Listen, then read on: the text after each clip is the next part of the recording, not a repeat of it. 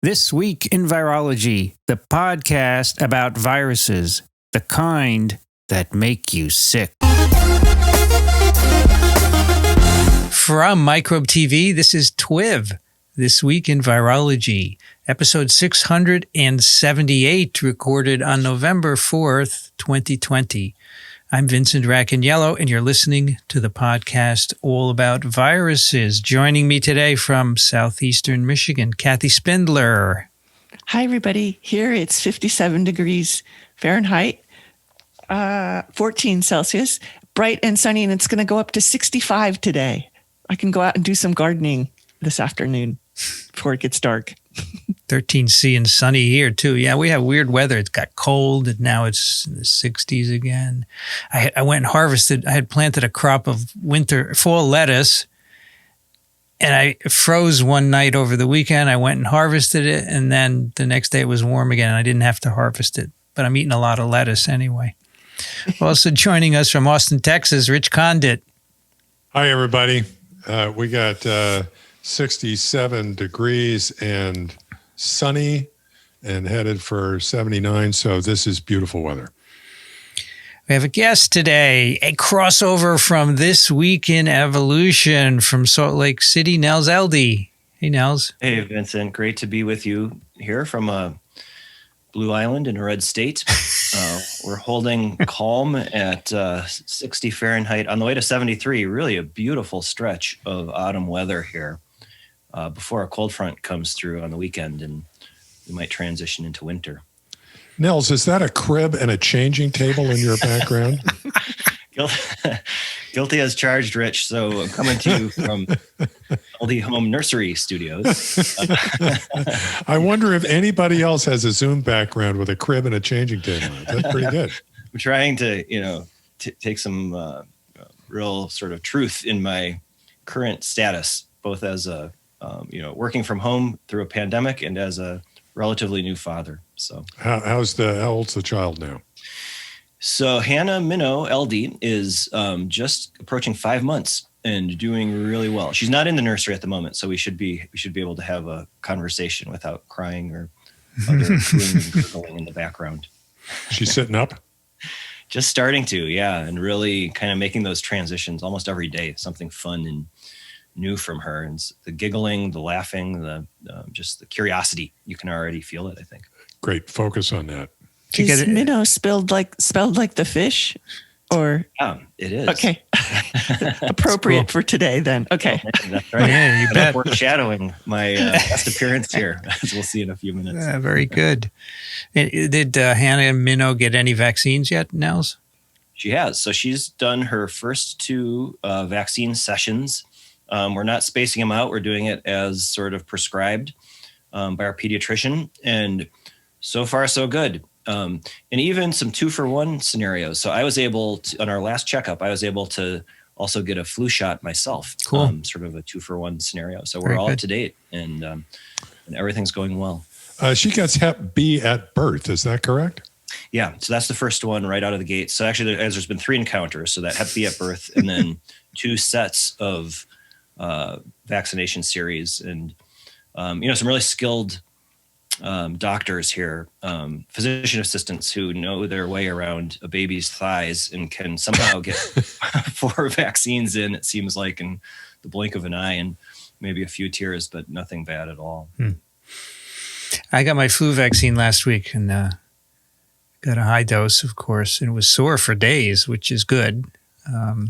But the lady who gave me the inoculation, I can't help chatting, so we get these stickers on our IDs, and I was telling her, she goes, "Oh, you have the very first flu vaccine sticker." I said, "Yeah, I've been here since 82. And she said, "When are you going to retire?" I said, "Oh, I don't know, maybe 5 years." She said, "What are you going to do?" I said, "Well, I'm going to continue podcasting." And she said, "What podcast?" So I got her, she's maybe a new TWiV listener. She wrote it down. I love those. Of good benefits from getting vaccinated, including growing the TWiV base. I love it. Yeah, everybody. Go ahead. I got a little, with my flu shot, got a little cytokine shower. It wasn't a storm. Wasn't even a squall. Oh, yeah? I would call it a shower. Interesting. Yeah. About a little less than 24 hours. like, mildly flu-like symptoms, Interesting. some body ache and malaise. And I'm thinking, all right, go for it. Do we think that's a real correlation? Because I almost never have pain from my inoculations. Really? I have had it out of my whole life. I've had this reaction twice. Okay. And it's, I don't understand why sometimes and not others, except this year, this high dose flu is a different vaccine. I was taking flu block for years, which is the baculovirus prepared stuff. This high dose guy, first of all, it's a higher dose. Second, it's a split vaccine. Okay. It's live inactivated. So I don't know if the preparation has something to do with it or the dose or whatever, or maybe the composition in terms of the viruses. Do you know if it's But adjuvanted, though? Excuse me? Is it adjuvanted? The one you I got? don't think so. I don't think so. What I'm really asking is, if I'm not reacting, am I not making as many antibodies? Oh, no. You're fine, Kathy. I don't know. Okay. The only thing I think is if you feel soreness, you know you're reacting. But if you don't, it doesn't mean that you're not. Okay. That's fine. I can vouch for you, Kathy. I can see your antibodies from here. All right. Good. Now, whether you have memory is another question, and probably not. Oh, I know I don't have memory. Based on that Rafi Ahmed paper we did, it's not going to last a year, but you just get another one next year. Oh, immune memory. That's what kind of memory you're talking about. Yeah. Okay. Yeah, immune memory. No, the other kind I understand. Yeah. During the months, we're in November now. During the month of November, all donations that you make to Parasites Without Borders will be matched and doubled and donated to Microbe TV. So go over to parasiteswithoutborders.com and give some money. They have a button there where you can do that, and they will double it and at some point give it to us so we can do things with it. Further the communication of science. We have Nels here today, not just because we like Nels, and he's a Microbe TV host, but his lab has published a very cool paper, which I've been hearing about for a long time. He told me this months and months ago, and I said, when it's published, let's do it. So it's published in Current Biology, linking virus discovery to immune responses visualized during zebrafish infections. And I wonder, the first thing, Nels, why don't you tell us a little bit about the authors on this paper? Who are they and what do Absolutely. what do they do? Yeah. No, and thank you for having me on. I think, this has been published for a little while, but when we were together, Rich, Vincent and I, when we were together at the giant virus meeting over in Germany, not too far from Munich, and we're discussing this, I don't think we saw the pandemic coming. And so, we'll talk a little bit more about the details. We didn't discover a coronavirus, but it's still, I think, quite interesting. So the authors, and I really need to lift up the first author here. So this is Keir Bala, who really has driven this project from scratch, built it from scratch. He was a grad student with Emily Trummel at the University of California, San Diego, and already was doing really cool things visualizing microbes. So he was working with C. elegans and these microsporidia that actually get into the intestine. And instead of having to, get out of the cell to infect the next one, they figured out this cool trick where they just fuse the cells together. So then they can just sort of continue through and have sort of this buffet of cytoplasm as they're replicating and going. So anyway, so Keir came to my lab a couple years ago and we were kind of scratching our heads, and he was really into being able to, with your eyes, see what infectious microbes are doing in whole animals. And so we made this pivot to zebrafish, and he built, we'll talk in detail, but he built this system and really drove it. The two middle authors are some really great collaborators. Marlon Rice, who's a grad student in the molecular biology program, along with Jamie Gagnon. And Jamie is a faculty assistant professor in biology who is a zebrafish master. And we are continuing to build some really fun tools together. So and I should say, my lab, very new to zebrafish. This is our first foray into zebrafish biology, virology.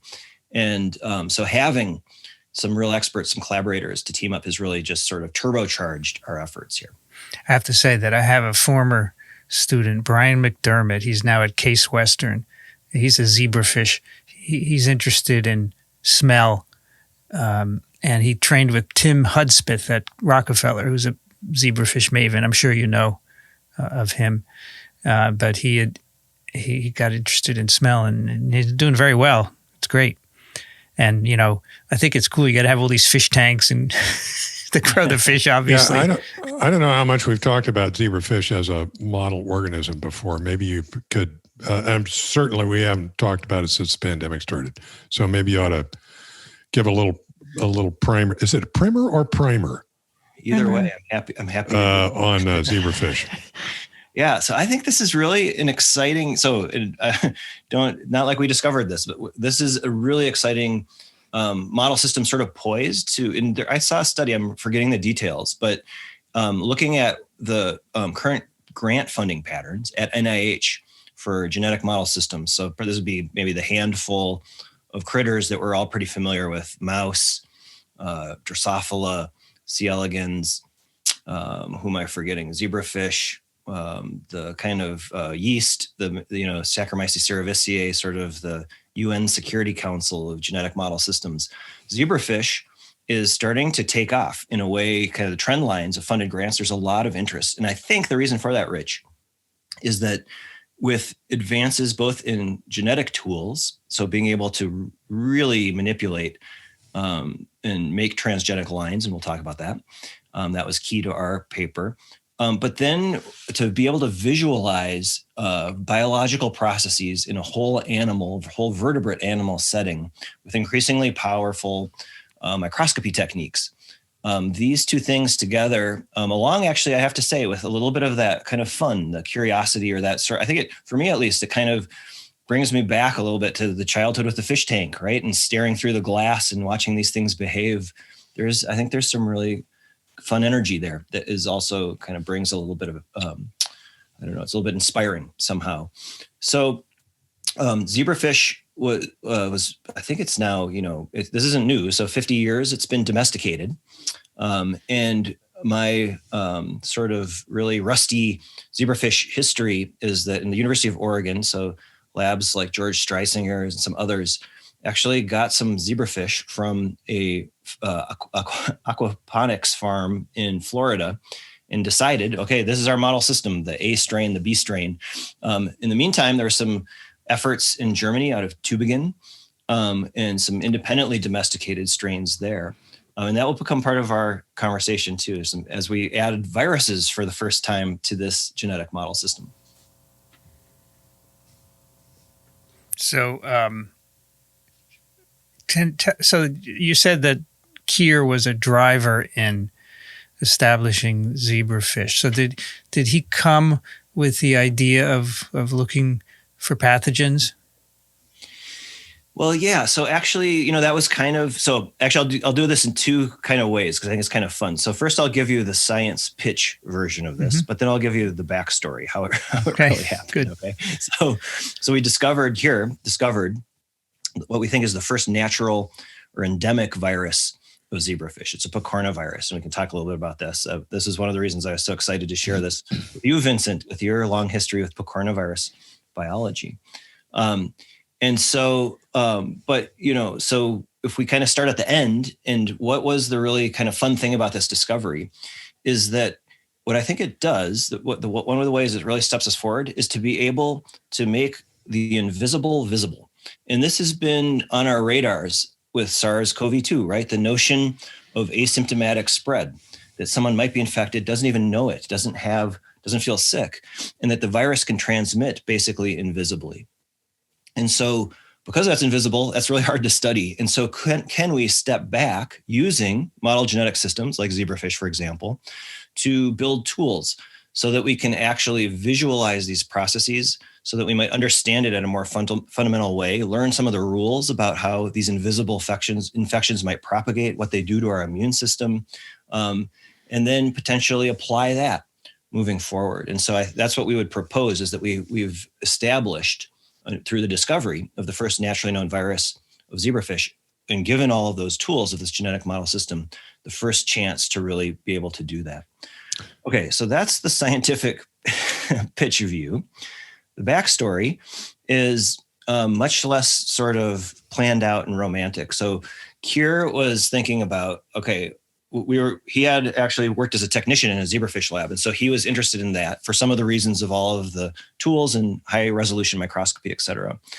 And then I was coming at it from a different angle, which was really kind of, I would say, pretty amateurish, which was, I was also interested in experimental evolution of viruses. But again, we were kind of stuck because we didn't know any natural viruses. So what I thought, and taking a page from the Rich Condit playbook, was pox viruses are really cool. Let's try to adapt a pox virus to zebrafish. and so we were taking vaccinia virus actually and exposing zebrafish to it with no success at all for a couple of years. And you really are weird. That's very weird. Yeah, Rich is now disowning me from like the pox virus community. Oh no. I don't blame him. I've seen weirder. Go ahead. Even better. So, this failed both in failed kind of half-baked grant proposals. This failed in that we couldn't get the virus to replicate. We could actually get it to infect cells. And there are some great tools in pox virology, right? So we have GFP tagged viruses that turn on fluorescent proteins in the early or late part of the transcriptional program. And we could even get late transcription, but we couldn't get, and still can't, get productive replication. I still think that's an interesting question. So we were stuck. And then, so this is where Keir made a really creative and incisive move. So he said, well, listen, maybe there are viruses in there. We just can't see them. And so, you can see there are two approaches you could take. One would be to go around looking for sick fish. And, you can go to pet stores and you can find sick zebrafish. You can find any sick tropical fish. A lot of them are parasitic infections. They're not viruses. And so he instead took a pretty cool, in my opinion, approach, which was to use some genetic engineering tricks. And so he made transgenic zebrafish that turn fluorescent green when they turn on an immune response. So he took the promoter of ISG15, interferon stimulated gene 15. And this promoter encodes the ability to respond to interferon signaling, that alarm system when an organism is infected, a vertebrate is infected. And so then, because that promoter was driving green fluorescent protein, GFP, anytime an immune response through the interferon signaling is kicked off, the zebrafish light up. And you can start looking at this at the whole animal level and see bright signal, for example, in the intestine of these developing zebrafish embryos. And so Keir kind of, validated his system by treating the fish with interferon, so to spark artificial immune response. And then once we saw that was like really doing the trick, then now he was ready to say, okay, are there viruses out there? Are there other infectious microbes that might trigger an interferon response? So then we were kind of scratching our heads again. And the question was, where do you find viruses for zebrafish, right? Do we need to go to the tributary of the Ganges River where these zebrafish are from? In and around India, and we were both pretty excited actually about that prospect. This is and still are, maybe post-pandemic, there's some good reasons to do some wild fish collecting. But actually, it was right. The answer was right under our nose. And so, as Keir was hatching clutches of his transgenic fish eggs, he noticed that some of them just started spontaneously showing a GFP signal, and sometimes it was 0%, sometimes it was as high as 80% of the eggs that were hatching. And the average, I think, was something around 5 or 10%. And so that kind of has a little bit of a hint of, like a stochastic infection somehow. So he took one of those spontaneously fluorescing fish, actually took, I think, 3 or 4, ground up the intestines, put that together, and then we sequenced, right? This is what you do these days, is take advantage of all of the ability to sequence at genome scale and beyond. And in 180 million reads, Illumina short reads, I think he found one that through a blast search was about 25% identical to the rosavirus, a picornavirus that was discovered by David Wang's lab at WashU a few years ago. So Nels, I just want to point out that you decided to do RNA sequencing. You could have done DNA sequencing, but RNA was the choice here. So that I think is helpful. Yes, thank you, Kathy. That's exactly right. And so the notion there wasn't that we were sort of crossing DNA viruses off the list. So remember, I'm still rooting for those pox viruses. And there are pox viruses in fish, by the way, salmon pox, for example. And that might be a better choice, incidentally, for trying to adapt a pox virus to zebrafish than going all the way to vaccinia, which we think the vaccine strain, which along with its relatives sort of infect from rodents to humans. A little bit of a pretty big Nels, species barrier. if you take these GFP reporter fish and infect them with vaccinia, do you get a signal? We haven't tried that. We should. I think the answer is yes. So certainly from, the fluorescent viruses that we can get to just start to turn on, to infect cells and then turn on the replication program. That might be where they get stuck, is an interferon. It's a great idea, Vincent. We should, as soon as I get off the podcast, I might just throw some pox viruses on. I want to back up for just a second and make sure that everybody's on board here. The zebrafish are these little stripy dudes, right? Correct. And how an adult, how big is a zebrafish? Yeah, it's about an inch, maybe slightly smaller. There's really fascinating diversity in the genus that zebrafish is, the danios, and the zebrafish that have been domesticated as sort of this engine for genetics, for developmental biology mostly, is Danio rario. And there's a whole set of, not surprisingly, close relatives in the Danio genus. One of the most charismatic is Danio, the giant Danio, that you can also see at the pet store. There's also great strain variants, so long-finned zebrafish. This can be useful if you need to just quickly tell the difference between your strain, perhaps a lab strain or a pet store strain, as you're co-housing and mixing these things, trying to see if there could be some microbial exchanges. Those are some future directions that I might hint at the end here. But no, again, for me, this is really fun because it takes that sort of, growing up with a tropical fish aquarium, but then really trying to think about what's going on at the microbial level, at the virological level in this case. So you rear these in the lab. What's the generation time? Yeah, so pretty short. So you can,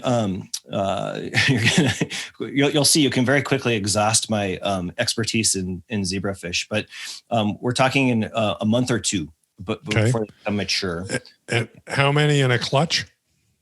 Clutches are quite big. So again, this works in your favor for genetic approaches. We're talking, you can get 30 to 50 eggs per clutch. Again, don't quote me directly. A little vague on the exact details. That's sort of a ballpark, though. And then lastly, it goes through an embryonic phase, and that seems to be the focus of the paper. Is that because they are transparent as embryos? Indeed. So that's when you really have that kind of window of access microscopically. An embryo still looks like pretty much like a fishlet. Okay. So it's fishy. It's got skeleton and organs and that kind of stuff. Those must be fairly small. They are, yeah. So when they're first, so you can see the eggs with your eye, but barely, kind of pinpricks. And then just when they hatch, they're really small, just little kind of micro needles almost. But they go pretty fast, up to that 1 inch. And there's actually, and we're moving into some adult studies as well, both, where you don't necessarily need imaging, but there's now some really useful mutants, the Casper mutant, for example, that's missing almost all its pigmentation. And so now you can do these sort of transparent, take advantage of that transparency, even in an adult setting. So it's Casper the ghost, huh? Exactly. Yep. So how did you take this one RNA-seq hit and get a picornavirus? Yeah. So then, we saw that one sequence. There's also, and I should say, there's all kinds of bacterial, the microbiome and constituents of it. There's a great lab in Oregon, Karen Gilliman, who's doing some incredible work on zebrafish microbiome. And so, and even some parasites in there. So we're kind of, you're scratching your head, but that link to interferon, which is not exclusively a virus response, but kind of points to that direction. We had a little bit of confidence that we might be onto something with that. So then Cure just used that sequence sort of as traction to do 5' 3' race. So just a molecular biology, some tricks to basically take that little bit of sequence. He went back to some of these GFP positive fish to get presumably more virus genomes do preps, and then do some molecular biology to basically use the sequence that he had in hand, just this short couple hundred base pairs, and then move to the left 5' and to the right 3', so to speak, in order to start to sequence it out. And that actually worked beautifully. There was enough virus in the samples that he had collected to do that. And so he was able to assemble an entire genome of 8,415 RNA bases, and then do a blast search of that, right? So to compare that to other picornaviruses, and this is a massively successful class of viruses, infecting from amphibians to humans and out farther on the tree. And you can see some of the proteins you'd expect, the genes encoding the proteins you'd expect, capsid proteins, non-structural proteins, and even at the edges of the genome, some of the secondary structure that involved in the regulation of the virus, perking up when it's infecting a new cell. There is some surprises in there too, though. So first of all, the known genes were, again, very distant, nothing in the database that matches them very closely at all. And then some entire open reading frames with no matches in the database. And so perhaps even some new picornavirus virology that we haven't seen before. This, even the polymerase was not similar at all? Because that's usually the most conserved protein. Yeah, no. So the polymerase was, and so if I'm remembering right, the hit was on the helicase, but there is identity in some of the major. Yeah. I'm looking at this genome map here, and it's just a classic picornavirus. Yeah. I will say it's not an enterovirus because it has a leader protease, which is characteristic of other genera like the aphtho and cardioviruses. But otherwise, it's a picorna. Yep. So one thing that always occurs to me in this is that you're piecing this thing together, and it from chunks, and it strikes me as improbable but possible that in fact there's a couple of picornaviruses that you've strung together because of homologies. Have you ever fished out a full-length cDNA, knowing what you know now? No pun intended. Yeah.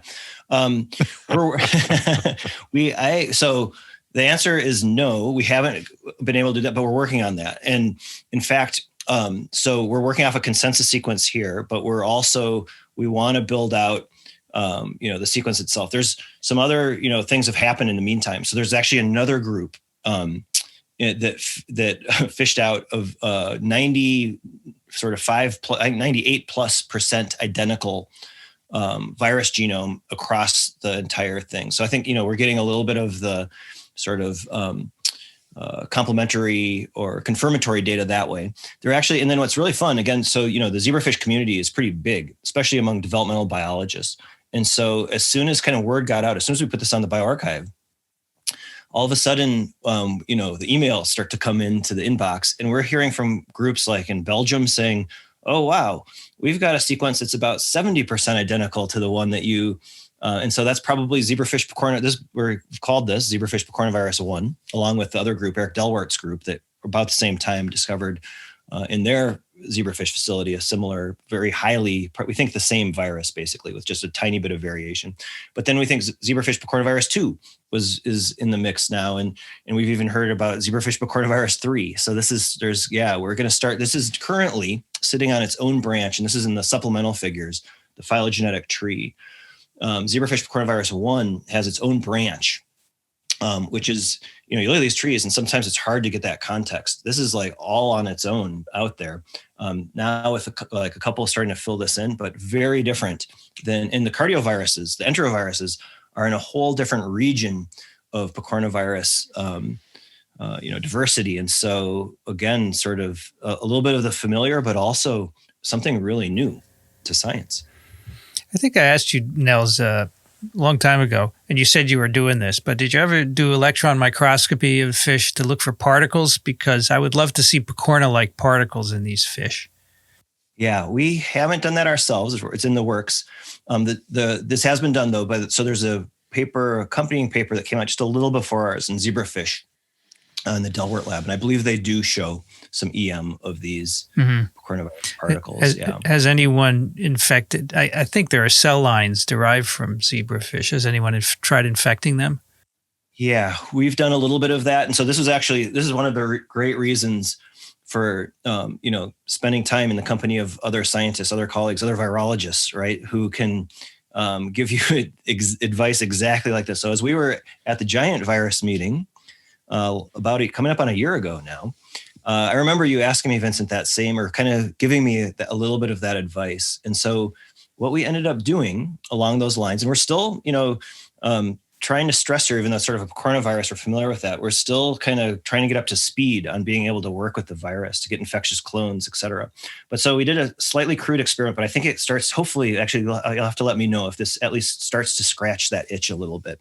So what we did is we took, a clutch of eggs, and did this many times in replicates, treated it with bleach. And so when you do that, and this is that, again, remember, we have this reporter strain that turns GFP positive every time you're infected. And so far, that's been a perfect correlation. If these fish are GFP positive, they have zebrafish picornavirus 1 reads in our hands. So we do the bleach treatment. None of them are GFP positive. We cannot recover any viruses. So we think we have a way of basically curing the infection before these guys hatch. Okay, but then if we take a crude lysate from infected fish, so we just collect a bunch of these GFP fish and harvest their intestines, or even just grind them up, and then treat that with or expose those bleach treated guys, then we actually very reproducibly see a spike in zebrafish picornavirus 1 levels. And in fact, we don't even need to do, so that's sort of the the brute force crude infection. But even if we co-house them, so if we take 2 clutches, one bleach treated, one not, and if green guys show up in the non-treated one, we just put them together. All of a sudden, the bleach treated ones start to show GFP signals. So we're kind of, I think, in our infancy of zebrafish virology here, but I think we're starting to head that direction. And we do have that evidence. I think that's good. It's kind of like a Koch's postulates of if you can either grind up the intestine from the fish that are positive, or just like you said, co-house them, and then the naive fish become green, or yeah, exactly. How do you distinguish bleached from unbleached embryos, or are they in adjoining compartments with a virus permeable filter between them? Yeah, so that we can do it that way. Oftentimes, so we might take the green fish that have, they've already hatched, and then we're putting them in with the clutch of eggs so that you can tell the difference there. So thanks, Kathy. I would maybe, step back a little bit from the Koch's, maybe Diet Koch's postulates is how. Nice. So it's hard for me to believe that a picornavirus is the only thing in there. I know, Rich. Yeah, there's got to be pox viruses, right? No, so that's right. So actually, we're on to that, because we would love to find. So, and Vincent, don't get me wrong, I've become a huge picornavirus fan and have seen the light of why this is such an interesting class of viruses. But at the same time, we'd love to keep pushing this as a discovery engine. And because zebrafish are so plentiful, not just in research facilities at universities, I should maybe say that all of this work supported by an incredible core facility here at the University of Utah, some other great collaborators. I mean, this is what, when you're, not haven't had any formal training in zebrafish biology, having colleagues and resources around you really can jumpstart something like this. But we, as we've been hinting at, all these pet stores and, the possibility that there are a lot of other infectious microbes, a lot of other viruses hanging out kind of, again, invisibly under our eyes. And so we've set up some experiments to tackle that, where we're now co-housing not just our research facility strains, but also from pet stores around the Salt Lake. So you can find Kira and me kind of, creeping around pet stores in Salt Lake, looking for 6 zebrafish that we can co-house. Marlon, one of the middle authors on our paper, is actually working on that actively, even as we're podcasting here. I think you're going to have to make the trip to India. Yeah, I was going to say pet stores are great, but I think field studies too would really help you find new viruses.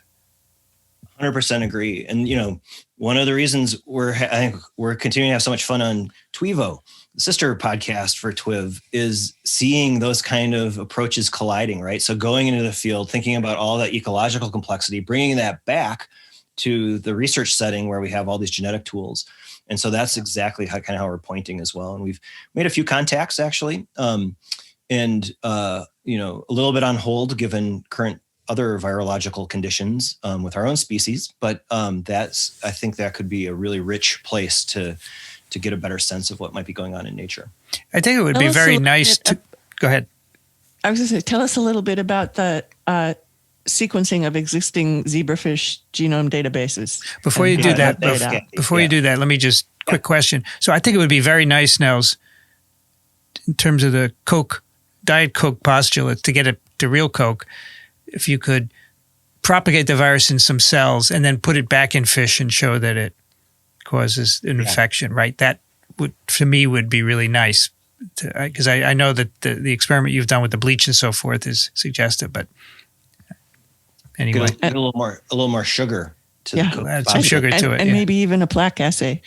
That would be cool. That would be sweet. Yep. So there are cell lines, and we've derived some, and not quite as clean burning as mammalian tissue culture, cell culture. But yeah, I like that idea. And as usual, I'm taking notes here, and again, I'm really grateful for these conversations. But yeah, so Kathy, getting to your question, this was like the best for me. I love this part about this project. And Keir, I have to say again, is really like, this is he's driving this, not me. I'm just sort of like surfing on his scientific energy, his scientific creativity. So what he realized very quickly is, let's take advantage of all of those decades of zebrafish work in the even hundreds or probably now thousands of RNA data sets, whole genome data sets from developmental biologists who are really curious about, okay, how does, the vertebrate body plan come together? And so Keir could do this dumpster diving, so to speak, right, of all these data sets. and since he had discovered this virus, he could ask, is that sequence just hiding out invisibly again in all of these other data sets? And the answer is yes. And so this gave us at least two really fun insights. So first, this isn't just like, our research facility in Salt Lake is dirty, or the one in the kind of co-discovery in California. But in fact, there you find zebrafish picornavirus sequences across the world at research facilities all over the place, including one point on the map in Assam, India, from some recently wild collected fish. And so that, again, I think really does motivate that field trip that we were kicking around a little bit. What is also really fun about this is it tells us a little bit about the virology, and got us onto this, I think, really fun for me, wrinkle in the story. So, a lot of these data sets are collected not just from whole ground up fish, a lot of developmental biology where you're harvesting out specific tissues. And so Keir could go back and look and ask, okay, well, where do you see what tissues show the most sequences? And so it's pretty clear it's the intestine. And so, not an enterovirus from the classic definitions, as you're pointing out, Vincent, but I think, has maybe some of that biology or some of that virology. The intestine was by far sort of had the most reads that we saw. It's also a little bit consistent with the GFP signal in the fish that is localized or most strong in the cells of the intestine, the GI tract. But we see it at least a little bit in all tissues, with the exception of the germline. So the eggs and testes, we never see a zebrafish picornavirus read. And then the one sort of wrinkle here was we started to see some reads in the brain, but very few. And so this gets at, first of all, how invisible this is. So I should have mentioned this earlier. None of the zebrafish that we have, the infected zebrafish, appear sick at all. And if you kind of squint at the y-axis in all of the data that we report, this isn't like a blazing infection of these zebrafish are not overrun by picornavirus. And so we think that this virus is actually sort of hanging on by its fingernails in a sense. And that what we might be observing is actually a pretty effective and balanced immune response. And so maybe I'll get back to that in a minute on the host side. But for the virus, because we had all of these data sets, it was at relatively low level. Then all of a sudden, it's sort of the exceptions really kind of sing out to you. And so in this case, there is an inbred strain. It's called CG2. And this is a little bit of, so this was derived from Jill DeJong. She's at the University of Chicago, her lab, and it's now being propagated by Dave Legg now. He's at MGH, Mass General Hospital. And part of the motivation for making an inbred strain kind of echoes on from mouse genetics. So all of the inbred mouse strains have been massively useful to do genetic studies, to be able to say when we, breed through the generations and want to follow the impact or phenotypes with genetic mutations, to know that your genetic background is homogeneous, that it's the same for all of the animals that you're testing. Zebrafish are still relatively outbred, so meaning that there's like a heterogeneous genetic background. And so that can be complicated from a genetic perspective. You might see a phenotype, but it's a little bit different because there's other genetic changes. It's hard to distinguish what's causing the effects from your experiments. So that was the motivation for making the strain. What we were really excited about was actually the virus sequences spike in CG2. And it's not even close. So we can assemble easily entire virus genomes from CG2 fish, whereas we just get little snippets.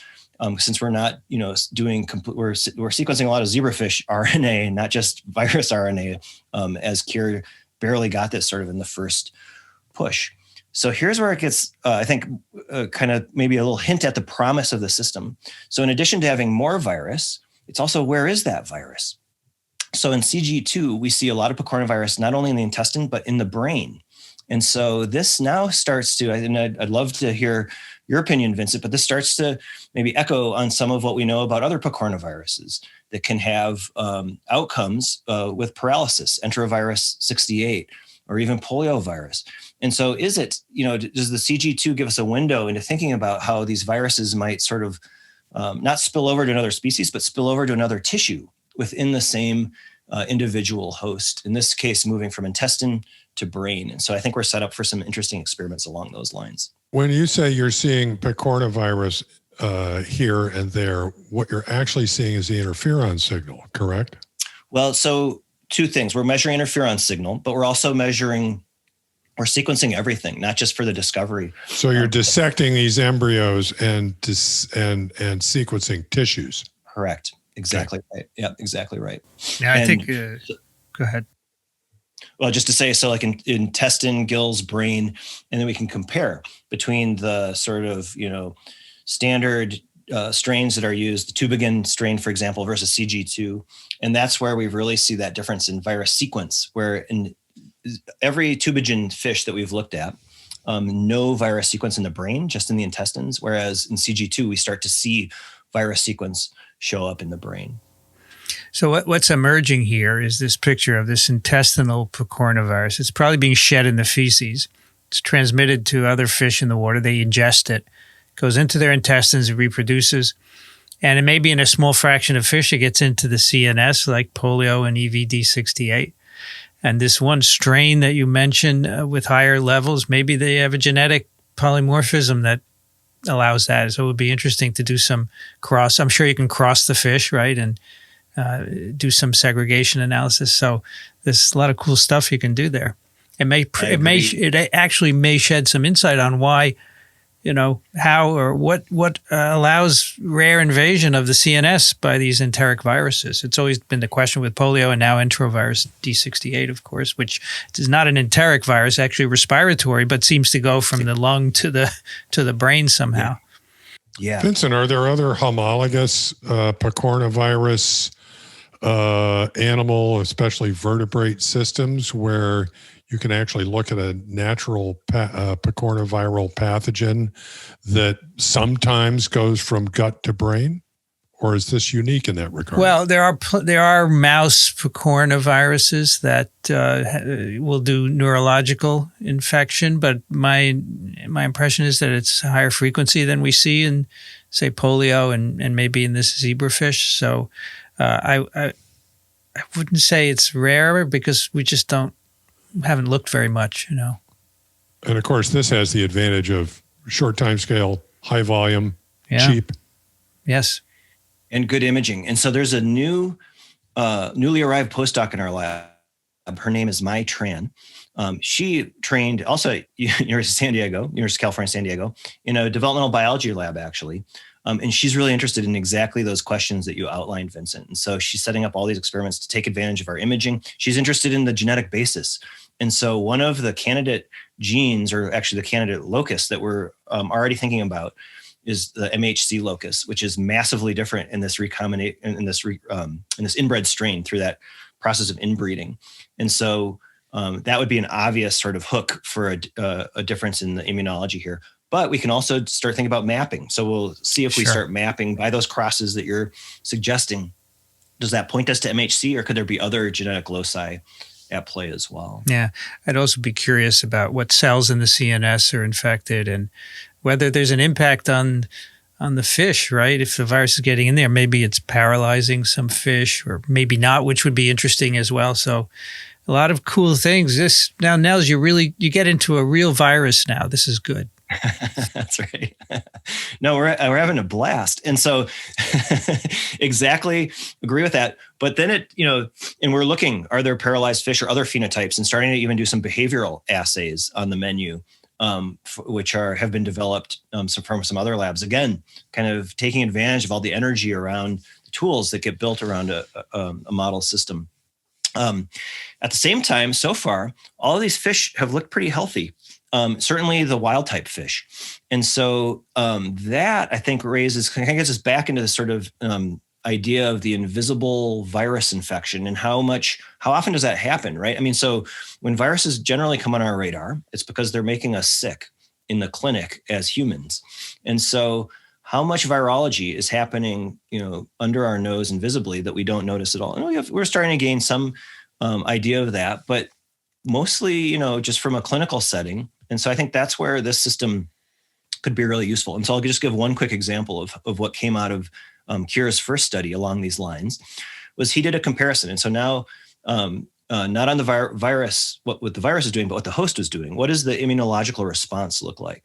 And because he had done this RNA sequencing, now we can do comparative RNA-seq, where we ask what are the different genes that are turned on, the expression of the RNA from the gene in the GFP positive guys, which is 100% correlation with having a virus sequence, versus GFP negative. And so using that signal, the visualized immune response, to do that comparison for the first time. And to get a little context, he decided to have a couple of other comparisons. So one is if he does an artificial sort of infection just with interferon treatment, which we imagine will spike a really sort of drastic response. It's sort of like that alarm bell of the immune system. And then he did a third comparison, which was plus or minus, and he just, again, more dumpster diving, a published data set on infecting zebrafish with chikungunya virus. So not an endemic virus, but chikungunya can replicate in zebrafish. Okay, so now with those three comparisons of RNA-seq, you can ask, what are the different genes that are turned on in each setting? And here's where, for me, things get really wild. So there's something like 500 genes total, and 300 of them were unique to this picornavirus infection. So you don't see this in an immune response, in an interferon response, interferon treatment, or you don't see them in an artificial virus infection, right? And so what I think we're seeing for the first time, certainly for zebrafish, but maybe, I don't know how far to push this idea, but that there are genes here that are not just sort of on the menu of here's a canonical interferon response or a strong immune response. This is a balanced response with no phenotype. And I think there are clues in there about how our immune system is, and as you know, I love the idea of a genetic conflict, but could be more of a biological conversation with some, almost a negotiated truce between a virus and a host. And so I just think there's all kinds of fun biology to think about and to pursue along those lines. This reminds me, I'm reading Ed Young's book. What is it? I Am Multitudes. I Contain Multitudes. Yeah. And one of his themes is that the immune system does more than just fight off infections. It creates an environment that, keeps out the bad guys and lets in the good guys. Okay. Yeah. Which is probably even by itself an exaggeration. Okay. It sculpts an environment. Okay. And so what you're seeing is potentially an immune response that represents the sculpted environment for that particular virus. Fascinating. I think that, we love this idea that most infections are not pathogenic, most viral infections. And although you have to be careful, I think Peter Daszak said, when he was on TWiV, people assume that all these viruses in bats don't affect them, but no one's really looked. It's very hard to do in the wild, and in the lab, it's limited. So, this virus in a zebrafish could slightly alter behavior. That's why if you do some of these maze experiments, you might see that, right? They could look to you healthy, but as you used to say, if you don't bring them to the opera, you never know if there's a change, right? Just thinking about the opera. Yeah, I love it. That's what I think. That was a Harold Varmus thing, right, Kathy? Didn't he say that? I'm not sure when that came in, but yeah. In fact, in the introduction, I drew the iceberg picture that I think is from Fields Virology. Beside this, the high frequency at which viruses are discovered in asymptomatic hosts suggests that extreme disease phenotypes result from only a small fraction of virus-host interactions. Really cool sentence, and I drew the iceberg. That's your sentence from the introduction. I think that's really important because I think most people think that all virus host interactions are pathogenic. And unless you're in the field, you realize that that's not the case, right? So I think it's important. That's really an important thing for people to understand, that most of them are not, and probably many of them are beneficial. Yeah, agreed. Now, is there anything else we should touch on before we? I know there's a lot of other stuff here, but what do you think? Yeah, no. So that I think I've kind of put it out there. Also, still sort of rubbing out the cobwebs here from late night with the election results last night. So did a good job. It's really good to be, especially on an occasion like this. It really is good to be in the company of friends and the company of colleagues to talk some science. As we're also stepping through some really complicated days in some sense. And so one quick thing, we didn't even talk about this gene family of GTPases. I just want to know how the acronym is pronounced. Oh yeah, the GMAPs. GMAPs, okay. Yeah, and that was we decided to kind of just pull out one. There's probably a dozen stories about sort of, surprises in terms of, as we were saying, what is this sort of balanced immune response that we're inferring here? And so the GMAPs, these are known, as you're saying, it's a family of GTPases, and a lot of GTPases are sort of linked to immune responses. The GMAPs a little bit, but kind of in a different way, more in sort of traditional immunology. And so because of this interferon response that we see in sort of the massive expansion in zebrafish, this also gives, I think, a nice evolutionary kind of perspective here. So maybe I'll close on this idea because I know there's some SARS-CoV-2 coronavirus discussions that need to be had here. And actually, I have to run. I think the nursery is about to open, not for podcasting, but for healthcare here in a second. But so, our last common ancestors with the fish, about 500 million years ago, this is where interferon signaling kind of came online. And we infer that because in the modern species today, it's from fish to humans, where we share a lot of the same immune principles, whether it's innate immunity through adaptive immunity, antibody-based responses. That's the evolutionary interval that we can trace back. And so in that time that we diverged, how have our immune systems, what's common, but what's changed? And to even remember, in the sort of origins of modern immunity, this was all happening in an ancestor that lived in the ocean. And so sometimes I don't know if we think about that as virologists, that the viruses that sort of were at the time and place when the VDJ recombination system, all of adaptive immunity came online, the interferon system started to come. This is all happening underwater with viruses that were transmitting underwater as well. And so we've kind of, we've come out onto land and our science has come out onto land. And so I really enjoy sort of going back into the ocean and thinking about how does this sort of influence our immune responses and how have we changed? And so the GMAPs is one example where the zebrafish have really elaborated on this set of genes that we think have an underappreciated role in interferon responses, including probably in humans, but it's been kind of flying under the radar. So all kinds of little vignettes and other stories to potentially pursue just from one GFP fish and one new picornavirus. So we're having a blast. And thank you for having me on. It's really fun to share this and get your ideas, because I already have a little laundry list of things to go back and poke cure with. So I appreciate this. Is infecting them with pox viruses on your laundry list? That's right at the top. Because I am curious about that. Yeah, there's got to be herpes viruses in there, Nels. I know. We're on the lookout, and I think we're stay tuned. We're not done. We've got some cool stuff. Cool stuff happening. All right, Nels Elde is at cellvolution.org. Early Bird on Twitter, and you have to check him out over at TWiV, microbe.tv/TWiV. Thanks a lot, Nels. Great having you. Hey, thank you. Great to be with you. And a slightly bigger thank you for all of the ongoing work that you've all been doing, and the other co-hosts who aren't here, on helping us navigate this pandemic under really complicated situations. Myself, my colleagues, science-curious friends, you're really doing a great service. And so please keep it up, and just some real sincere gratitude for all of the work and energy. Yeah, our pleasure. Thank you, Nels. Thanks. Great talking to you, Nels. Bye. See you. Thanks, Kathy. We'll see you soon. Okay. I didn't know which paper you were going to do next, but I added a few notes in about the White House one, so you can just note I those if see. you didn't see the New York Times article. That's that's what we would do next. And you found an article about the Yeah, in fact, I saw this one that we were going to talk about, and then I read the article in the New York Times. So I think we have time before I have to leave, or just start talking about it anyway. Yeah, that one. I actually picked this paper because I thought Nels would like it, because it's a phylogenetic analysis, but it's quite straightforward, right?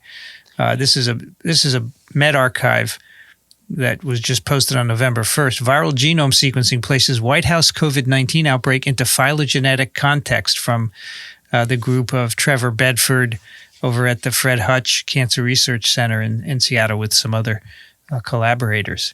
And you had found some interesting backstory here, Kathy? Well, sure. So the article was in the New York Times yesterday or the day before, describing this work. And it was two reporters from the New York Times, and they have identified themselves. So this was done, totally anonymously, but they chose to reveal themselves as the two. The WH1 sample is Michael Shear, and the WH2 sample is Al Drago, and they're both reporters from the New York Times. And they describe what their exposure was. Michael Shear was on Air Force One around the time of that Rose Garden super spreader event. And Al Drago was evidently, I think, at that event, and also at a news conference the next day. And so these two individuals were the ones that their sequences were determined. And from the Michael Shear, they got the full-length genome sequence. And from Al Drago, they only got a partial sequence. But all of what they got from him, as you know from the medRxiv paper, had the same nucleotide changes that were seen in the White House 1 sample. Yeah. These two. So they did not interact with each other. No. Right? Correct. Now, did they wear face masks at any of these events, on the plane or at the event? Do you know? I believe that they did. I can't remember. I didn't reread the New York Times article in detail, but others around them were not masked. So it's quite interesting. Did they did they volunteer and contact Bedford? Do you know? That's not described in this New York Times article either. So I don't know how it came This is reporting on steroids. Yes. Right. It's very cool. Well, we'll talk about it. I mean, it does say the Times worked with prominent geneticists to determine the genetic sequence of viruses. So it may have been somewhat initiated by the New York Times. Yes. We'd have to ask the scientists. Yeah. Okay. Yeah. Rich and I will talk about this. You have to leave in 5 minutes, right? Right. So I had two quick picks. One is yesterday's astronomy picture of the day, which is just this 47 really cool video of the sampling from the asteroid. So it's called tagging an asteroid because the sampling is called touch and go sampling, TAG. So it's tagging Bennu, and it just starts from a ways out, and it zooms in and it gets close, and then suddenly you see the shadow of the sampling device, and then you just see debris flying everywhere. Cool. It's really cool. It's neat. So I didn't follow this story closely enough. Is this thing bringing these things home or analyzing them? Yes, if it all works out, they'll be back on Earth in September of 2023. And where is this out in the asteroid belt? Good question. It's diamond shaped. It's 500 meters. Long way away. Yeah, it's a ways away. Yeah. But wow, yeah, that's very cool. Yeah, very cool sampling. And then the other one, maybe many of you have seen it by now, but I titled it "Why Art is Important," and this picture was kind of went viral. This train, a metro train in the Netherlands, crashed. It went beyond its stopping point. And so it went, just one car went over, but it was stopped by landing on top of a sculpture, which is 2 whale tails, and it's just balanced precariously on one of those whale tails. It's amazing. And so that's why I say it looks like the tail is almost like a palm of a hand just holding the thing up. Yeah. Cool. And they interviewed the artist, and he was kind of surprised because it's about 20 years old, and evidently it's plastic, and he would have thought it might have kind of deteriorated. And there was only one person on the car, the driver of the metro train car, and they're trying to figure out how now to get the car off of the whale tail. That's so cool. Very cool. All right. Kathy Spindler, University of Michigan in Ann Arbor. Thank you, Kathy. Thanks. This is a lot of fun. And see you next time. Bye-bye. Yep. Bye. Well, Dr. Condit, it is you and I to drive the ship forward. Can we do that? Carry the ball on our own here. Okay. So back to this paper. I think this is very cool. It's really a straightforward paper. They did genome sequences of these 2. So they isolated virus from these 2 individuals, and they were both previously known to be SARS-CoV-2 positive, right? Yes, they had previously tested positive after attending these events associated with the White House outbreak. Their CT values were 25, and so these individuals took some of the sample and did genome sequencing on them. And as you heard, they got 1 full genome and a partial genome. And they're both the same lineage, although, as you said, Rich, they didn't contact each other, so they got these infections independently from someone else. And they have a set of mutations. They compared these genome sequences to 160,000 publicly available SARS-CoV-2 sequences, and only these 2 isolates have a set of 5 mutations. None of the others do. So there's nothing like it in the database. However, they do fall within the diversity that's of viruses circulating within the U.S. It's within a certain clade. They can actually date their ancestor back to March or April. But there's a gap, and there's a gap where no one has sampled anything like this in the U.S. And the authors say, well, this is not surprising because there are millions of infections and we're only sampling a fraction of them, right? So it's not surprising that we don't have this particular lineage, but it clearly came from the U.S. and it just emphasizes that, I guess the take-home lessons are that these are both clearly related. They're both from the White House outbreak. It would be nice to have more samples from that outbreak. But they originated somewhere in the U.S., and they say, wow, we should get some more samples around the Washington, D.C. area to see if this strain is circulating. We don't even know that, right? Yeah, to me, the fact that these sequences are, at this point, unique, not crazy unique, but unique to what we've seen so far. Yeah. It's not like they're from Mars or something like that. No. To me, makes the possibility that these individuals independently acquired it from distant sites or on distant occasions, makes that unlikely. Yes, right. Okay? That's right. It makes it, to me, much more likely that this is probably a virus that is associated with this bloom of disease that we saw in the White House around the time that the president got sick. That's right. And But they we say, still don't know, what the No. actual origin was, or what the index cases are, and it would be nice to have a whole bunch more sequences and a whole bunch more contact tracing, but I don't, that's probably not going to happen. So. yeah, they say in the discussion, because these are rare sequences, and by the way, it's just that these 5 mutations, the rest of the genome is quite similar to everything that's circulating, but this makes it an independent kind of lineage. They say that its rarity should make it possible to identify infections that descend from the White House outbreak. So if you could sample people, you could say, oh, how many people were infected by other chains of infection initiated? I'm sure there are many, right? And just to hammer home and make sure that people understand, these mutations they don't change the properties of the virus. This is just, we're talking hair color here or something like that. Just things that allow us to distinguish one virus from another. Absolutely. It doesn't mean that the viruses are, in terms of their properties, any different.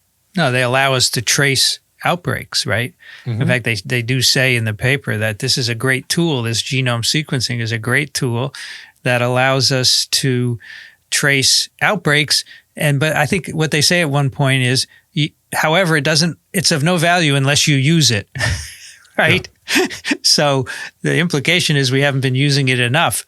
And when we have used it, it's incredibly informative. So early in the outbreak in Washington, they sequenced a bunch of samples and had evidence for extensive circulation already out there before we really knew about it. So genome sequencing. From the same lab. That was Trevor Bedford as well, right? It was, yes. Right. He's been driving all of this. It's quite interesting. Yeah, so I thought this was cool. And interesting. Kudos to the Times reporters for doing this and reaching out. I like that. I think it's really great. The other manuscript I wanted to mention, and this can be very brief, but I think it's really important, is a manuscript out of Germany. It's a pre-proof, right? It's been accepted to Med Journal. Is that the name of it? I don't know. I've never heard of it. It's a Cell Press journal. I mean, these new journals are cropping up like crazy. It's called Med, and it is public health antibody screening indicates a 6-fold higher SARS-CoV-2 exposure rate than reported cases in children. More evidence for infection of children, more than we know. And they have a great graphical abstract, okay? What they do here is they have an antibody test, which is just looking for not neutralization, but antibodies that bind viral proteins. And they do one looking for antibodies against the receptor binding domain of spike. And then they take those samples and do a second test looking for antibodies to nuclear capsid. Now, when you just do one test, your specificity isn't so great. You get a lot of positives in people that are not infected. But if you do both, you get 100% specificity. They say they did 3,887 controls, 0 positives, and controls means people with no SARS-CoV-2. Whereas before they got something like 20 or so positives, which were false positives. And so doing 2 tests in a row, they say you have to do 2 tests in a row. I think that's one of the important conclusions from this, right? And I don't know if we said, but this is all in Germany, right? It's all in Germany. And their patients are, their subjects are from a diabetes screening effort. Yeah, that was part of it, And there was another source as well. I'm blanking on what it was. Yeah, they had... they're not looking at symptomatic people. It's blood samples that come more or less at random among kids. Right. Yeah. Some of them were from diabetes and others were from kappa. So the diabetes were interesting. They're from blood spots where they take a little blood from a neonate and they put it on a piece of paper and it's dried and they can recover it and do this assay with it. And these are all from people in Bavaria, which apparently had a very high incidence of infection. So first, 2 parallel antibody tests. And the Mount Sinai assay is like that too, I believe, that we talked about weeks ago. They use 2 different looking for 2 different proteins to make it more specific. And then the sensitivity is also over 95%. They have 75 known positives that they tried, and 73 of those reacted in their dual ELISA test. I don't actually know if it's an ELISA or if it's a lateral flow immunoprecipitation. No, I think it's an ELISA. Immunoprecipitation. The other thing is, and this is really important, this is in the title, they have clinical data on a lot of these kids whose blood they studied. And so they know the antibody prevalence, and it varies in the kids depending on what part of the year that they got the samples from. But it's 6 times higher than the reported infections in kids. So we're missing a lot of them because we don't test kids, right? We just don't test them. And of those antibody positive kids, about half of them were asymptomatic because they went and they could get some of the symptoms that had been reported by these kids. Half were asymptomatic and half were symptomatic. And so that's the other thing. 6-fold underestimate of kid infections. These are kids 1 to 18 years of age, by the way. More information that kids do get infected. Yep. They also look at transmission in children with virus-positive family members. 35% transmission in children with virus. So they could say, okay, in this family, we had 1 virus-positive family member. Are the kids in that family positive? 35% of them are positive in those families. And of those, 47% are asymptomatic. So that's also, it shows kids get infected. And they say, kids get infected at a lower rate than adults. The adult numbers actually are here in the discussion. This is actually a good point. The kid infection numbers are relatively low compared to adults, but they're getting infected and there are a lot of kids. So it's not the idea that you would use kids don't get infected as a reason to open schools is just not supported by the data. Transmission rates less than 20%, consistently shown to be lower in adults.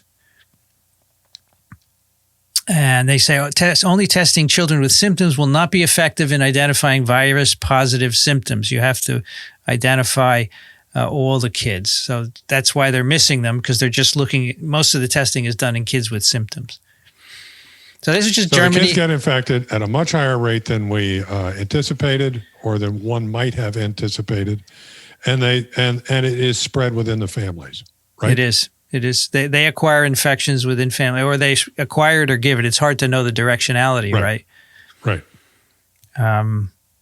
But the point here, and this is only in one place in Germany, could be different elsewhere. I think the take-home message is, I'm sure kids are getting infected way more than we think, and you need to be careful, right? Yep. I mean, you can open schools if you do the right things, as we've said before. I don't think you need to keep them closed, but you need to take the right precautions. Just don't open them up and say goodbye. Go to school, right? Right. Okay, that gives us some time for some email here. First one is from David. Hello, TWiV. I have become hooked on TWiV since the pandemic started. It is a privilege to be informed by scientists on the scientific aspects of COVID. Everything going on now with clinical progress, drugs, vaccines is so fascinating. Makes me wish I had studied some form of bioengineering instead of electrical engineering. Thank you for the show. Episode 673, Wake Up and Smell the Pandemic, led me to write. You all came down soundly and with great moral judgment against the authors of the Barrington Declaration. My question for you is, how does a correct understanding of science lead you all to condemn this declaration, which is a value judgment and policy opinion? Don't you also have to add in some of your own underlying personal and political values to get there, such as perhaps you all value reduced risk to physical life over personal liberty? Or don't you believe there is much risk from unintended consequences of this level of public health intervention in the functioning of society? But how are your views on either of these trade-offs derived from your scientific expertise? Would you all consider separating your political and personal values from your scientific thoughts when you pass judgments on things that get into the political realm? Both are good to have and express, but it helps to distinguish between them. I feel that if generally secular, liberal-leaning academic scientists could do a better job of separating their values from their factual knowledge, they could communicate better to much of the right-leaning segment of America. Dave is from Superior, Colorado, where on October 21st, it was 70 F and the air is smoky due to continued front range fires. All right, so I try to keep my comments based on the science. But when politicians talk about science and when they're wrong, it's hard to separate the two. And you may think I'm being political. So I really agree that I don't want to mix in politics, but if politicians are making incorrect scientific conclusions, I have to correct them just on the basis of science. Now, here, this Barrington Declaration, the idea is to open up society because we can do it, right? That's a political issue and a sociological issue. And what we did is come down on it because there's no scientific evidence for some of the conclusions they made. For example, we just did a paper showing that kids get infected way more than we think. Don't you think they're going to spread it to other people if that's the case? That's scientific data. They had no data in that declaration whatsoever. And the other is that the idea that you can simply hide all the older people who are the most at risk and therefore there would be no issues is absurd. It's scientifically absurd because older people mix in with others. They have to. Not all old people can stay home, and old meaning, say, 60 or 65 and older. So there's no scientific way that you can do that. I am not saying anything about the economic issues here. I'm just talking about the science. That's what I'm doing here. And if you want to consider the economic issues, that's your job. The Barrington Declaration ignored the science. There was no science in it, and that's why we come down hard on it. Our position has always been you can do things to mitigate transmission. You can resume certain activities with face masking, segregation, low density of people, for example, but you cannot open up fully as if nothing were happening. That is scientifically incorrect. So that's what I think. What do you think, Rich? So I read this 2 days ago, and I've been thinking about it ever since. First of all, I want to credit Dave with asking this in a nice way. Exactly. Okay? Yes. He's saying thanks for the show, and he's saying there is a mixture here of science and politics, and it would be doing everybody a favor if when you describe this stuff, you could, I mean, he's not saying don't discuss the politics. He's saying make it clear when you're talking about politics, okay? We'd prefer not to talk about politics if we can get away with it. But he also, he says it's hard, and it is hard. So, first of all, I want to say that as something that we've said before, which is a lot of what we're talking about in dealing with the pandemic is public health. And I want to go back to a quote from a colleague of mine who was a public health expert from some time ago, who says public health, by definition, is a mixture of science and politics. Mm-hmm. Okay? And so to some extent, if you're going to make assessments or judgments or have opinions about public health, there's going to be, by definition, politics mixed in there. That doesn't mean that we can't try and make the distinction. But I just wanted to remind that it's hard. They are mixed up in a public health situation. To me, the science is, first of all, there's a bit of science that's really important.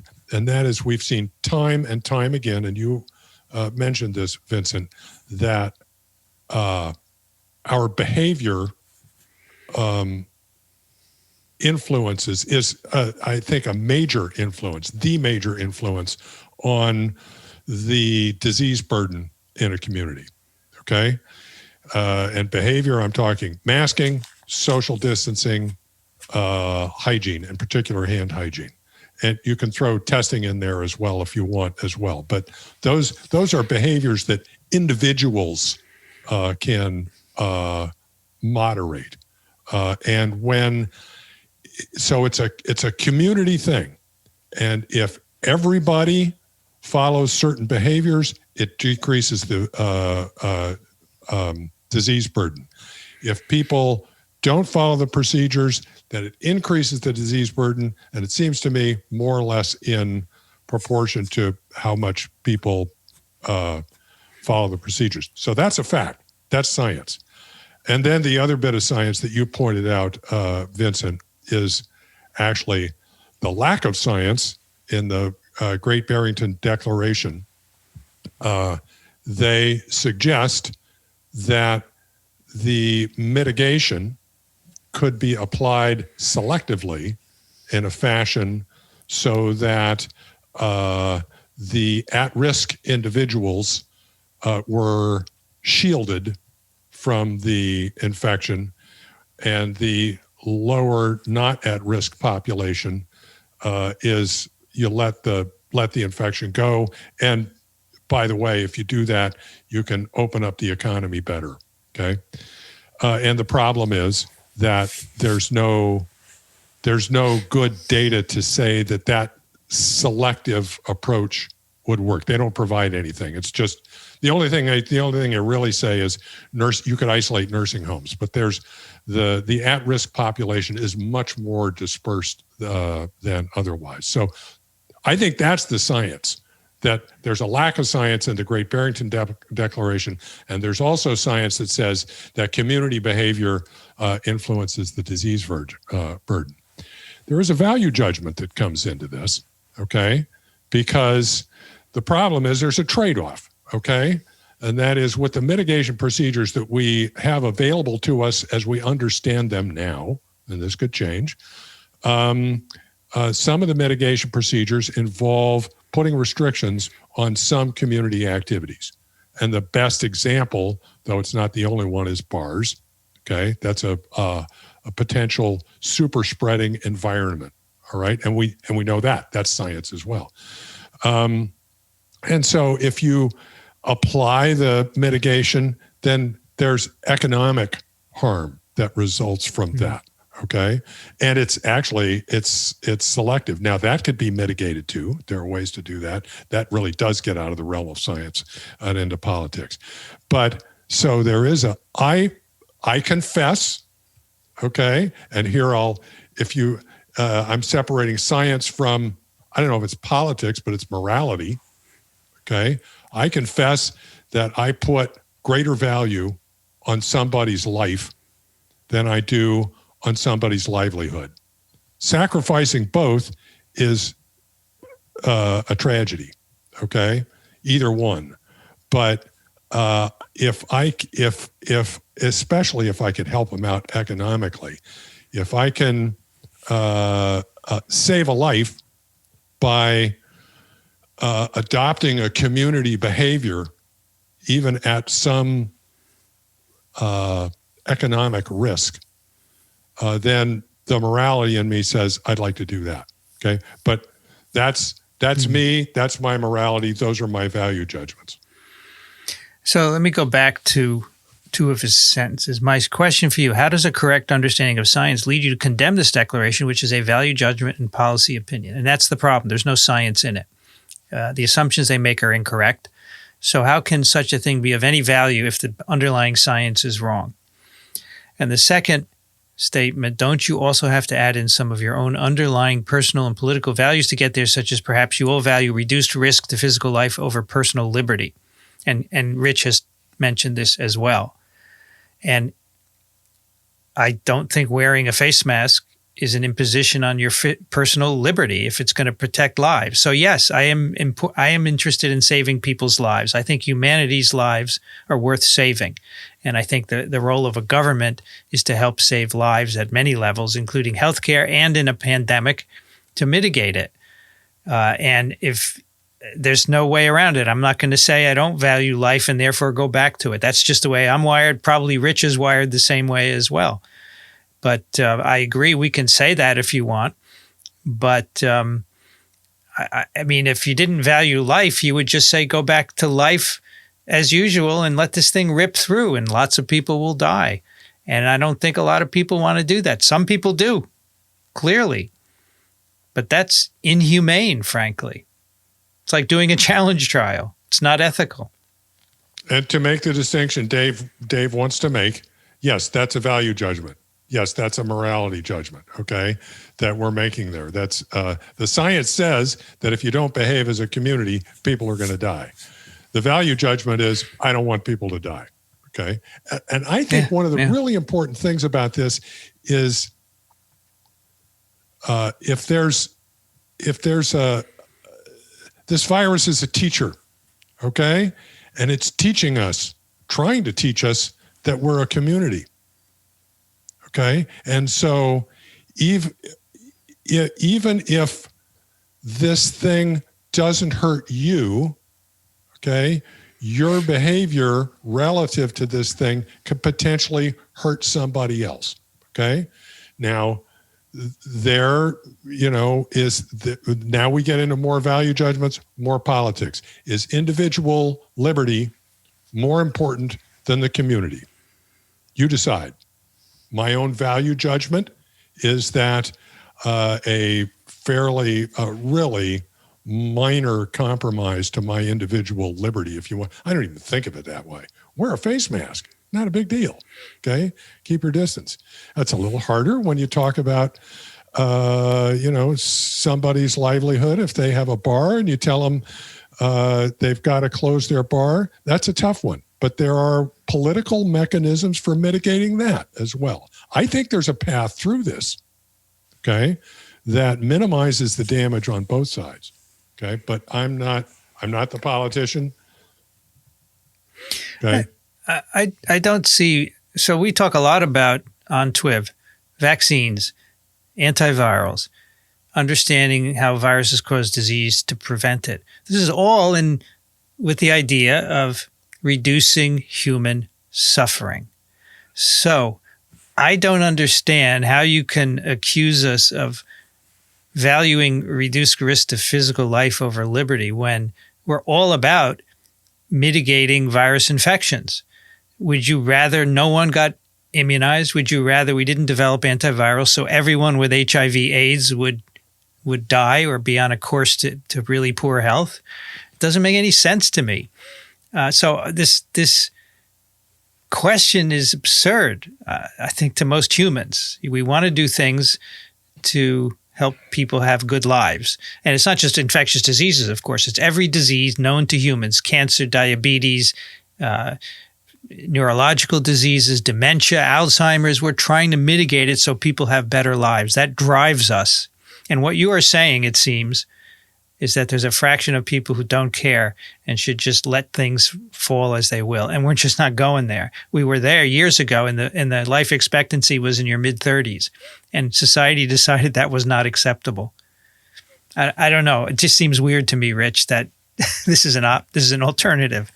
Yeah, well, I don't. I think at a minimum, what he's asking for is simply to make a clear distinction between what's just the hard-assed, objective, not impassioned science on the one hand. Okay? Yeah, sure. And on the other hand, how do we use that to shape the politics, or what's the distinction? Where does the science end and the value judgments and stuff begin? And all he's really asking is to make that distinction clear. Yeah, I mean, I understand. It's just I've always done TWiV. My whole career, I've always worked with the idea of helping people's health and lives, right? Yeah. So it's odd for me in this situation to have to state what my values are. Well, we can do that for sure. Yeah, but in some ways, it's potentially even helpful to say, okay, this is the science, and by rather than imposing our values on somebody, point out what the value judgments are and ask, given this science, what would your value judgment be? Okay, and if their value judgment is, I think it's okay for 1 million people to die and keep the economy going. Because that's more important, then that's their value judgment. They got to own it. Okay, that's not my value judgment. That's not That's not where I come down. And I want to add one more thing, and that is, I said this virus is a teacher, and it's teaching us, trying to teach us that we're a community.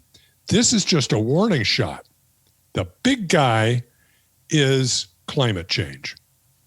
That's another situation where at bare bones, it's the economy versus the planet.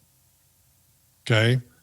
And the fact, the science is that we're liberating billions of years worth of stored carbon in the planet into the atmosphere by burning fossil fuels in what in geological time must look like an atomic bomb, must look like a nuclear winter. It's this huge explosion of carbon going off because we're digging all this stored stuff out of the ground and spewing it into the atmosphere, okay? And we're doing it as a community. It's poisoning the planet. It's and the only way we're going to get out of that is to once again own up to our responsibility as a community and do something about it. My own personal value judgment is the planet, we can make adjustments to our economy, painful as they might be, to save the planet. That's a value judgment. The fact is that we're poisoning the place. And it's a community thing. Yeah, it comes down to economics. Some people don't want to make those adjustments for economic reasons, and no, that's absolutely. it. That is the argument. It's exactly the same thing. In order to save the planet from dying, some businesses are going to suffer. All right, but they're going to suffer in the long run anyway if you don't take the action now. So, and it's a community thing. We have to take responsibility for it as a community. I mean, in both examples, the pandemic and climate change, the strategy is to deny that any of it exists, right? As instead of saying, I don't want to pay the economic price for these mitigations, they just the virus is not a problem for young people and climate change doesn't really exist. You deny it, and that's so the Barrington Declaration and climate change denial is all funded by the Koch brothers, right? We learned that last time. And the mode is to just say no, and a lot of people will believe them because they don't know otherwise. They don't know how to figure out the truth. And that's where science, I mean, I don't do climate change. This is virology, but that's where I tell you the facts about the viruses and why what they're saying is wrong. And that's why Dave's distinction is important, because a lot of people spend a lot of time listening to stuff that is not factual, all right, and basing their judgments on that. And it's important for us to make the distinction that the fact is that community behavior influences the virus, the disease burden from the virus, and it takes a community effort to keep it under control. Same goes for climate change. The virus is real, climate change is real, and in that case, it's the community that's causing it, and it's the community that's going to have to address it in the long run. Those are the facts, all right?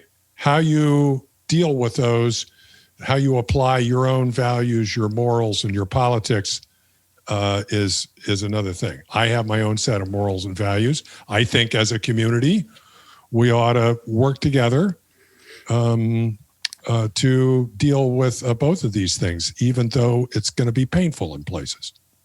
But that's just me. All right, Rich, take one more email from Wendy.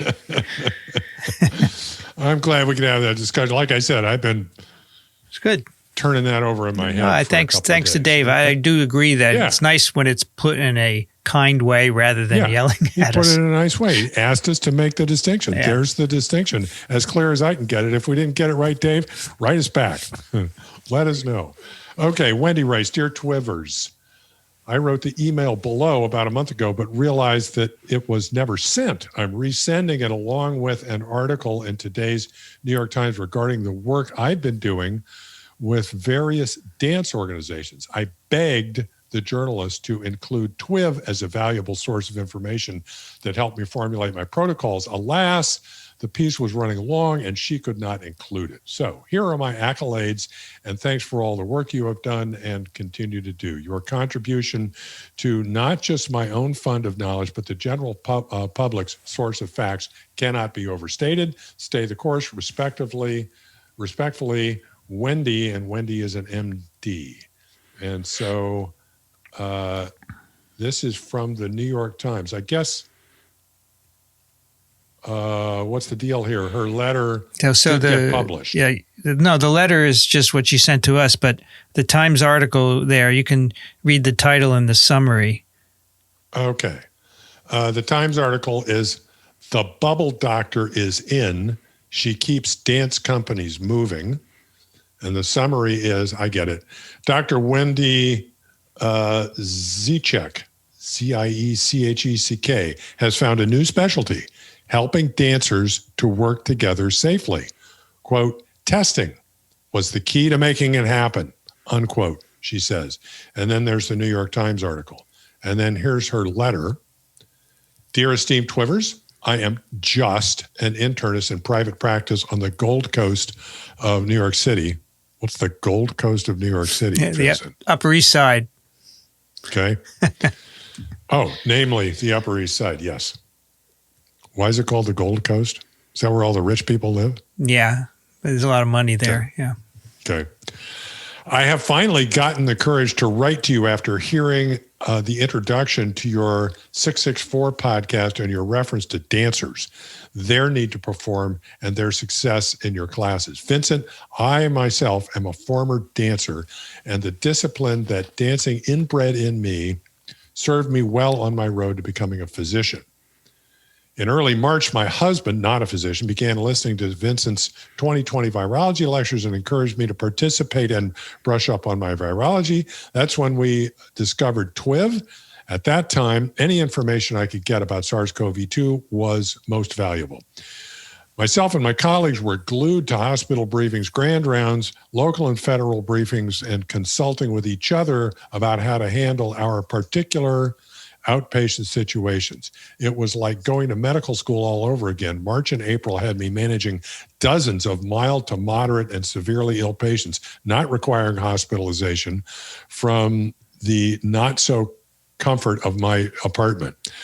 I'll spare you from the gory details of that particularly stressful period, but suffice it to say your podcasts were the voice of reason that I needed to get me and my patients through that awful time. So what does that have to do with dancers, you ask? Well, as a result of your tutelage, and especially episode 640, the Michael Minna interview, that's where we discussed rapid testing, I came to realize the utility of frequent rapid testing, especially as New York was going into phase 4 and the case levels were quite low. So I brushed off my Kydell antigen test equipment, got the cartridges from the manufacturer, and set up shop. Because I have a special relationship with the New York dance community, I was approached by a producer who wanted to collaborate with me and put together a bubble, in quotes, for dancers, not unlike what the NBA has doing in Disney World. Using New York State guidelines, union guidelines, my rapid test antigen, and all of the valuable knowledge that I've gained from TWiV, we have created several cohorts of dancers to rehearse and perform outdoors to a physically distant, small audience and to be videotaped for future viewing. My protocol involves a 14-day quarantine, which in New York includes going to the grocery store with precautions, outdoor activities, masks, hand washing, and the like. I encourage the dancers to remain within their own families during those 14 days and to avoid outdoor dining or any indoor group activities. On day 5 before departure, the group was tested either by the Kydell rapid antigen test or via rapid PCR. They continued their more isolated quarantine until day 0, the day of their departure to their cohort residence, when they would come to my office one by one to be tested. once they had 2 negative tests in a row, day 5 and day 0, they would board the bus with the driver tested that very day and go straight to their residence in upstate New York. They could rehearse, usually masked, as dance is a contact sport, and live as a family. The bubble up here was not allowed to be pierced. All deliveries of any kind were contactless. There were no visitors who had not been tested, and intermingling outside of the residency was strictly prohibited. If the bubble lasts for more than 10 days, as some of them do, interim testing, either by the rapid antigen test or by the mail order saliva PCR test, were done to ensure the integrity of the bubble. I wish that we could do more frequent, even daily testing, but the arts world does not have the funds that the NBA does. So we had to make do with just the science and the commitment of the dancers to stay safe.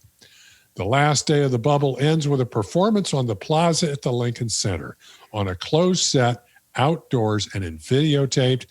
I then test the dancers and the crew again to make sure everyone remains negative. So far, so good. So now, in addition to trying to resuscitate my private medical practice, I have become a testing center for performers and have created protocols for several New York dance companies to begin to create and practice their craft safely. It's been rigorous and rewarding all at once. Without the arts, what are we as a species? Even those of us confined to our homes watch some sort of TV production, or at the very least, listen to music, read books, paint, and even some write haikus. I must give credit to TWiV, to which I am a devoted listener. During those awful days in March and April when we were all looking for answers, I would walk to my office listening to your podcasts and get much needed clinical and basic science information. I believe I am a much better physician for having done so, and I, my patients, and the dance world thank you all. Life isn't about waiting for the storm to pass. It's about learning to dance in the rain. With admiration and gratitude, Wendy. Oh, great letter. Awesome. Great letter. That's a huge effort. Amazing. But it's a huge effort. Goes to show people want to do this, right? So to them, it's worth it. Yes, it can be done, just like Lisa in Tennessee, right? It can be done. If you have the will, you will do it. It's a great story. Great story. And for these dancers, right, they need to do this. They found a way to do it. It's not perfect, but it's better than nothing. And as time goes on, if we apply ourselves, we'll continue to learn more about, the degree to which varying mitigation aspects of the mitigation affect things, and be able to incorporate that knowledge into what we do. I'm really interested in what appears to be a consistent observation, and that in situations where kids are going back to school, there's very little spread in the school, but there is spread in the age groups that are going back to school because of the peripheral activities, right? Well, if I understand that correctly. That's what has been discussed. I'm a little hesitant because I don't think we're doing very much testing in schools. So I'm not sure. As we saw in the German paper, we're underestimating in Bavaria sixfold. True.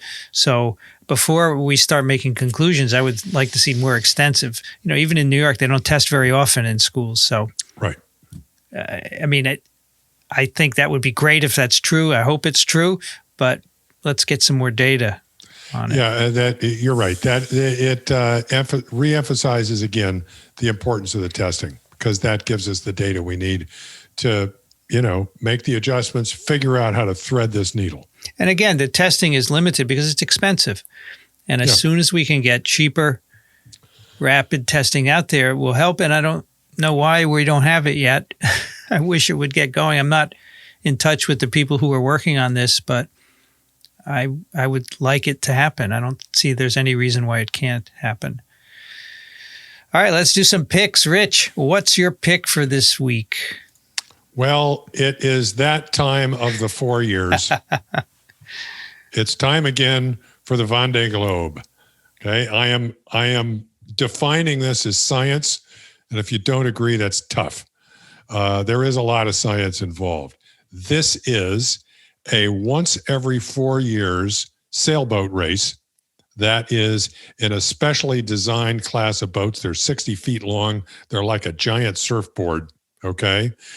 And it is single-handed, so there's only one crew aboard, non-stop, you cannot stop, unassisted, you can't get any assistance from anybody aside from radio contact, and even that has restrictions on it, and around the world, 24,000 miles.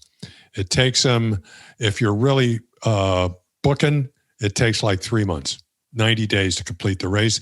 There's something on the order of 30 skippers, and it takes off on the 8th of November from Les Sables, France. And actually, they usually have a big event with what they call a village, all sorts of activities. It's like a big, circus. But they've, because France is basically headed for lockdown, they've trashed all that. But the race will go on. Okay, these guys leave on November 8th. I put a website in here. There are phone apps as well, and you can follow these people. So I suggest you get hooked. All right, because this is an amazing event. Is everybody on a boat by themselves? By themselves. Is it just one person per boat, or is it multiple people? One person per boat. Oh, so they don't need to be tested, right? Exactly. Yes. They don't need to be tested. Wow. They got to be clean. They got to be clean taken off. And let me tell you, okay, so this goes from France south to the Southern Ocean, and then goes eastward around the Cape of Good Hope, under Australia and New Zealand, around Cape Horn, and back up the Atlantic to France. 24,000 miles. All right. And the Southern Ocean, I got to tell you, is a dangerous place. And these guys, you just can't get around it. At some point in this, they're going to run into storms where you're talking 30 to 50 knot winds and waves, trust me, that are like 30 feet tall at least. And they're sleeping. Okay, or at least catnapping, and the boats are designed so that they get up on top of one of these waves that are creeping up behind them, and they surf down the face of the wave. My gosh. Okay, and then the next one. There's a couple of good videos that have been made, movies that have been made of guys that have done this. Alex Thompson, in particular, is a British sailor who does this. It's just absolutely horrifying. I can't imagine it. What's the duration? What's the duration of the whole race? Takes them about 3 months. And these people are in radio contact in case they get in trouble, right? They're in radio contact in case they get trouble. And there have been more than one incident. I think there have been a couple of deaths over the whole history of this thing. It happens every 4 years. I forget how long it's been going on. But talk about community. Okay, when you're out there in the middle of the Southern Ocean, occasionally somebody, is seldom more than half the boats finish. And it's because stuff breaks. Yeah. Okay. Yeah. And, you're going down one of these waves and you pitch pole. You tumble over, it rips off your mast. Yeah. Okay. So here you are out in the middle of the Southern Ocean, 30-foot waves all around you, and you radio in, and quite often the closest thing around is another one of the sailors who may be days away. Yeah. And they abandon the race and come and pick you up and finish. Wow. That's community. Okay. Wow. They say, okay, they may be ahead of you. They may be way ahead of you. They say, no, you're more important than my race. Okay. I'm going to go save you. It's happened numerous times in the past. Kind of relates to that discussion we had earlier about values, right? Yep. Cool. Yeah. You've talked about this before. I mean, TWiV. well, TWiV's been going on for, I think this is TWiV's third Vendée Globe. Yeah, that's right. I remember I never heard of it the first time you mentioned it. It's really remarkable. It's great fun. Huh. All right. My pick is a site called PrePubMed. It's a site put together where you can do one search of a whole host of preprint servers like Ooh. Archive, QBio, PeerJ, Preprints, BioArchive, F1000, etc. For the past 2 years or so. So if you want to search across these things, this could be kind of interesting. And they have various ways you can search and a lot of information at prepubmed.org. So this is not NCBI, right? No, this is this is somebody. I mean, because the term PubMed is a little deceiving in a way. Yeah. It implies that this is an NIH funded thing, but it's not, right? No, it's a thing done by people, and since PubMed is a government thing, I guess they don't mind that they're using part of their name, right? But it has nothing to do with the government. No. Okay. Well, this is good. It's very cool. Preprints are otherwise not listed on PubMed. Is that right? I don't think they are. I mean, it was my understanding that, BioArchive was supposed to be listed, but it's not. Although you have that date of submission that tells you, you were the first to submit this. I don't believe they're on PubMed. No. So this, in particular, in the current climate, this is essential. Yeah, it's very good to be able to search across. This is a huge tool. Yeah, I mean, there's no medArchive, unfortunately, but there are all the other ones, I believe. They should add medArchive, but yeah, I think it's cool. It's at least a start. It can narrow down the number of places where you have to search. All right, that'll do it for TWiV 678. The show notes are at microbe.tv/TWiV. If you have questions or comments, send them to twiv@microbe.tv. And remember, in the month of November, if you donate to parasiteswithoutborders.com, they will double match your donation and give it to Microbe TV to help our efforts here to communicate science to all of you. Rich Conda is an emeritus professor, University of Florida, Gainesville, currently residing in Austin, Texas. Thank you, Rich. Sure enough, Vincent. Always a good time.